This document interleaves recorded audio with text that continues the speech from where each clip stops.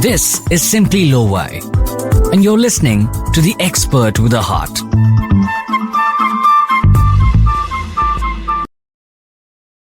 All right, continuing the conversation on the world of cross-border finance, really on Simply Lo-Fi. Hi, everybody. Ahalya here, keeping you company to continue the conversation, maintain continuity. And to help me do that, we've also got our guest, Lo-Fi Navlakhi, of course, CEO and MD of International Money Matters Private Limited, and our expert with a heart. And PareShah, who is our special guest, the CEO of PareShah Partners, a financial advisor for over 20 years, who brings with him a wealth of actual cross-border financial advisory experience. Welcome back, PareShah Lo-Fi. So let's continue the conversation now, talking about the impact of COVID-19 on the world of cross-border finance. We left the last podcast really talking about how many families had unique considerations to make at that time because, being separated across continents, of course, brings up the matter of personal finances as well. So I want to start actually from a policy, a little bit more macro point of view. From COVID-19 and the pandemic, were there any resultant changes in terms of regulations, policies that people out there should be aware of when it comes to personal financing, right? Did it impact people on that level as well? I think most governments ended up giving out money in some way or the other. India probably did it indirectly in terms of cutting certain rates of TDS, certain, benefits on tax and stuff like that. US actually sent out checks to people to overcome the issues that they might face financially. So it was very local. I don't think there was much cross-border in that. No, unless somebody needed support somewhere, there was not much cross-border requirements of sending over money. But I think it was the biggest cross-border was more from the family, as you mentioned earlier. It's more from the social aspect and the aspect of taking care of family. In my own personal situation, on April 10, 2020, I lost my mom, and I could not come back here for almost 18 months. So that was a personal big loss, disaster. As the only son, I could not come back, though we were traveling regularly pre-pandemic. No one ever expected that I would not be able to even come back for my mom's last rites, But everything got done and everything was over, and we were just waiting for planes to restart, so to say. So those type of personal losses became a bigger management issue. Yeah.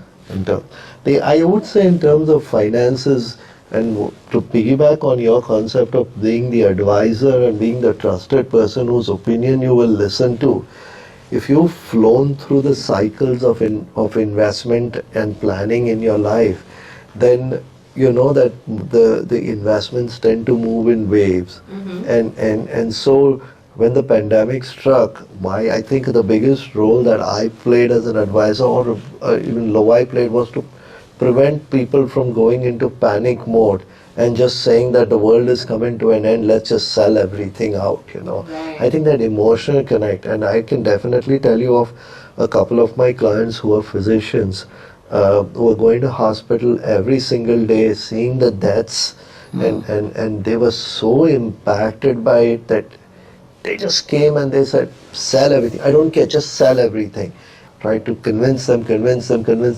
They just wouldn't listen. And I think overall the kind of money that they lost out on because of the markets did turn around, did swing back, did rally back, like it does in every cycle. So the cyclical nature of the market, the more you've been with the advisor, you've been told theoretically that after it goes down, it will come up.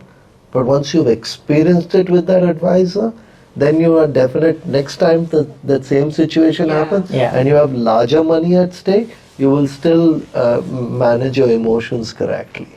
Yeah, I think I do recall many situations of people who were in panic mode during the global financial crisis in 2008. Yeah. And if that same client was there in 2020, they were far calmer because they just needed reassurance that, okay, we're looking at things and we will tell them if there is some action to be taken. But those who were newer, yes, were trying to sort of jump off the ship, if I may say, and luckily we managed to hold on to most other people. So yeah. And then also in addition, the power of a cross-border planning situation is also that there tend to be products which are available across borders which are not available in one country versus another. And we in the US have a lot of promise-based products. That means they will perform irrespective of whether the market performs or not. They'll have a lot of downside protection built into them.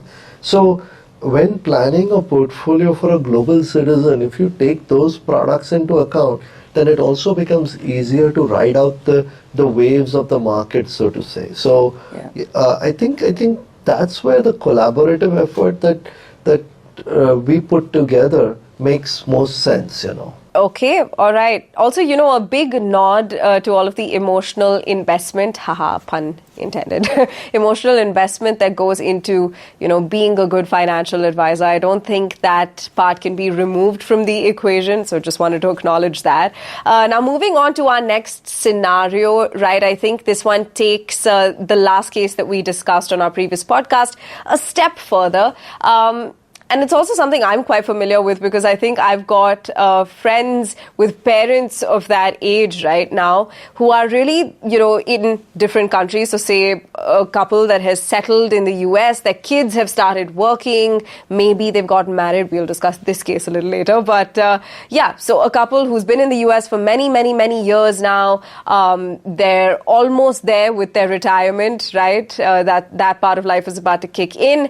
And they're really in the dilemma of whether or not they should move back to India or whether they should stay in the US. And more importantly, they're considering buying another property that they can spend some time in, right? So maybe they want to stay in the US but have some kind of place they can go to for a couple of months but come back to the US. So in that situation, what are the cross-border financial considerations that we're, looking at? So even before concerns, I will say that apart from the heart being there, now for some industries and some level of people, the money is also there. So we are seeing clients actually move back to India because there's better job opportunities.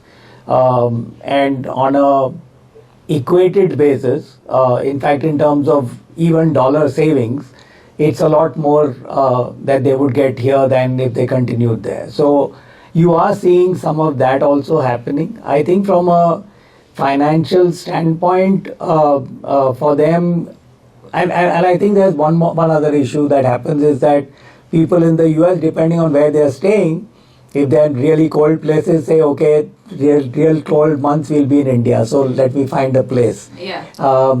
And I think some mistakes some people have made is they bought a place, 10 years ago.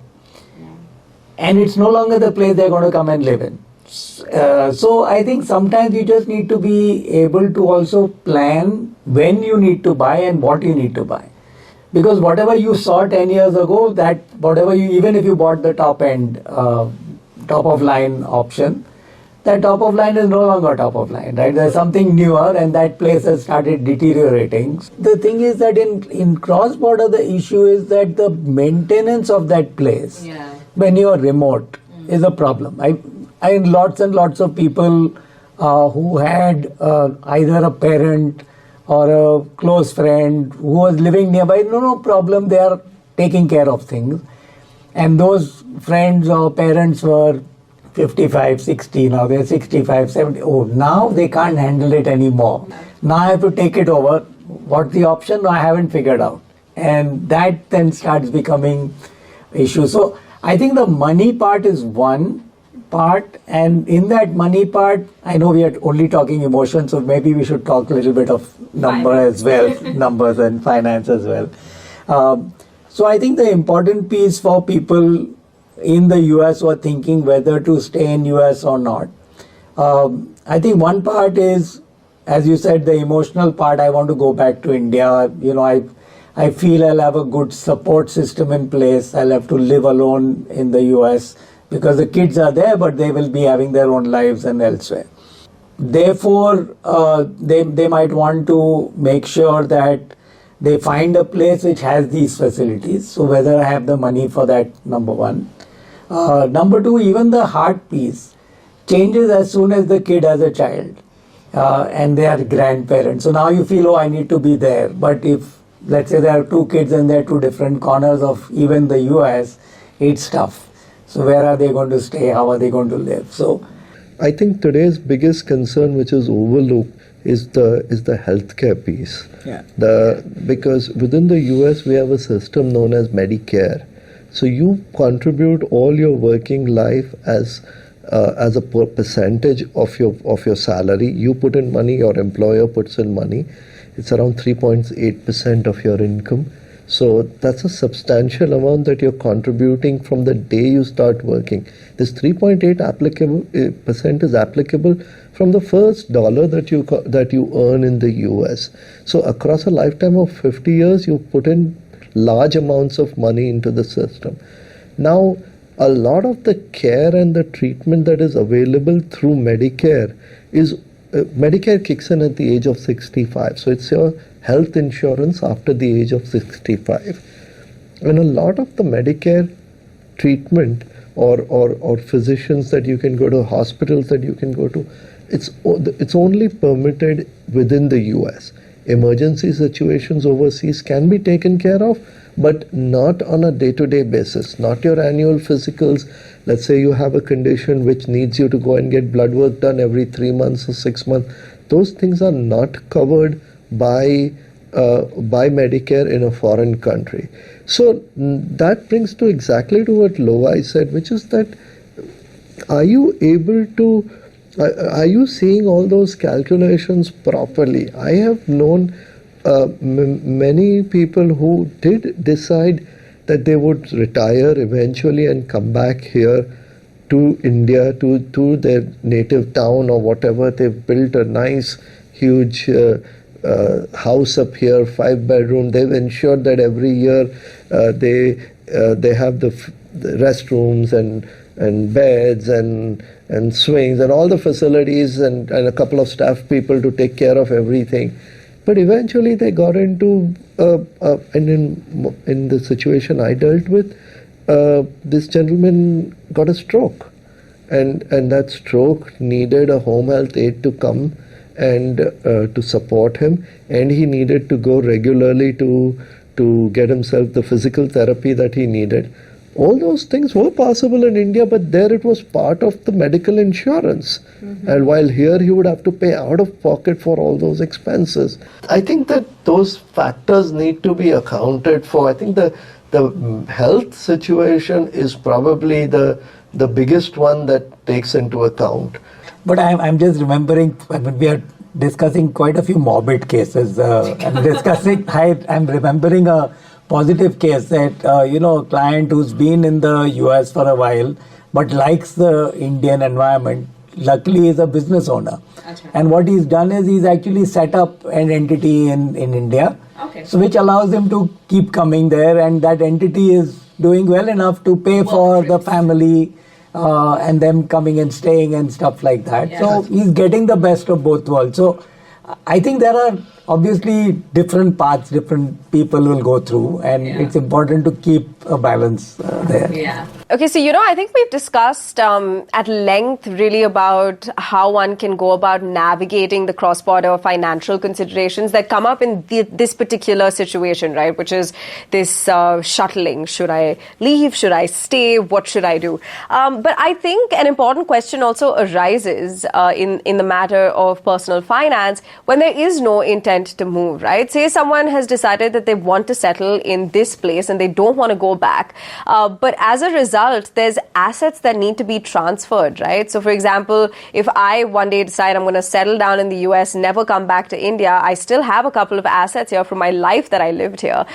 So what happens in a transfer of assets situation, and what kind of cross-border financial implications does that bring? Because to be honest, even residing in one place for all your life, there is a transfer of assets happening there as well at some point, and it can be an incredibly complex, intricate situation. Again, lots of interpersonal dynamics at play. So what are we dealing with there? Yeah, tell me about it. I'm working on it at this present moment. Right. And I'll begin the answer because this is probably the one area where I definitely feel that having a team in place is very important. By a team, I don't just mean two financial advisory firms, but we need cross-border specialization, chartered accountants. We need attorneys who can collaborate on both the sides.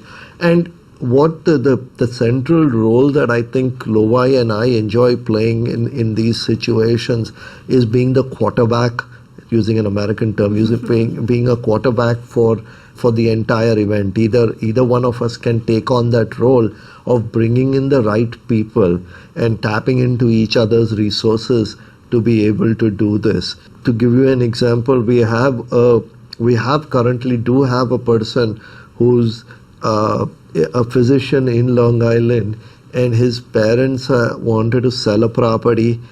Give him the money. They said, no, we just want you to. He said, I will take it. I don't need the money. He himself has a multi-million-dollar apartment. He's an orthopedic surgeon, so he's making money hands over fist. Parents are saying, no, this part of your inheritance, we want to sell it and we want you to take it out right now.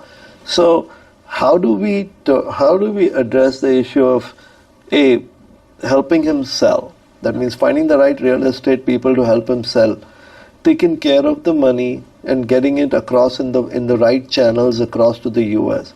The taxation in terms of taxation here and taxation in the US, and US taxation is very interesting, because if you get a property as a gift, then the cost price for that property is the price at which the original person brought it. But if you get it as an inheritance, then it is the value of the property on the day that person died. So unless you have the partnership of somebody, a team together, who will take care of the tax aspect here, tax aspect there, selling legal aspect here, transferring up there, or setting up the right structure up there, I think it's very difficult to handle this thing, and that's, I think, where we add a lot of value. I think the good thing is that India has pretty comfortable amounts that you can transfer out.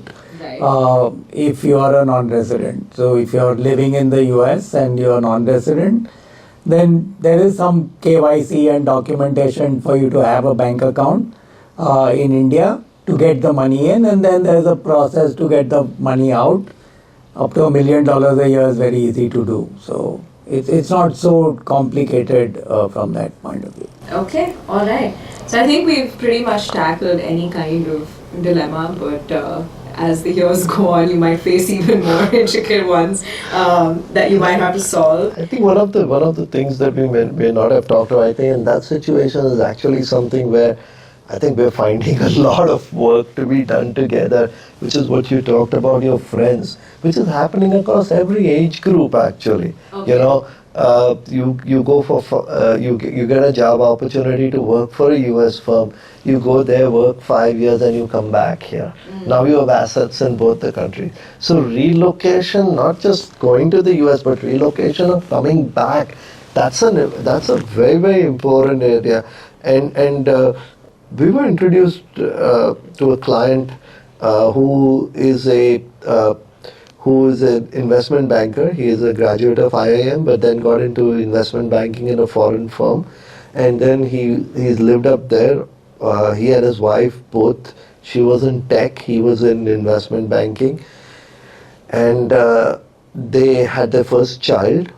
And when the child was 2 years old, they felt that no, this is not the right thing to do, because both their parents were in India, in Mumbai. And they just one day they just said, packed everything, and they said, we're coming back here. And he decided to pursue his dream of becoming a scuba diver and trainer. Okay. He was very fond of scuba. He started doing that, but then eventually his older partners in the business told him that we need help. We've got contracts where your expertise was. So he started doing remote work, and now has created this very large 100% team in India for that company and is managing that. Okay. But then in terms of what he wants to do in terms of the Indian money, which was I introduced Lovai's team to him, and it's been a phenomenal relationship for both sides. When he comes to US or whatever he needs to do up there, his biggest goal was to keep the money in the US for his daughter's education. Okay. And so that's another area where I find that there is a relocation on either side with assets on both the sides. I think you have all types of situations. I think the important thing for us as advisors is that if somebody is planning to move from A country to B or B to A or anywhere else, the earlier they tell us of their intent, the better it is, because there are planning opportunities. As I mentioned earlier, the tax years are different between US and India, so something that I need to sell or something I should not sell till I go and come back or whatever, all of those things are things that we can help minimize the impact of, at least the financial impact of. Yeah, the financial impact must be reduced at all costs. Thank you, Lovai Paresh, for another fantastic episode. I'm going to pause the conversation here because, in the next episode, we have to get a little bit technical. So I'm going to give you a minute, a breather. And to you, viewers as well, viewers and listeners, thank you for tuning into this episode of Simply Lovai. We're going to be back with the concluding episode of this cross-border series with Lovai Paresh and me. So catch us on that one. But yeah. That was an episode of the Simply Lovai podcast series. Expert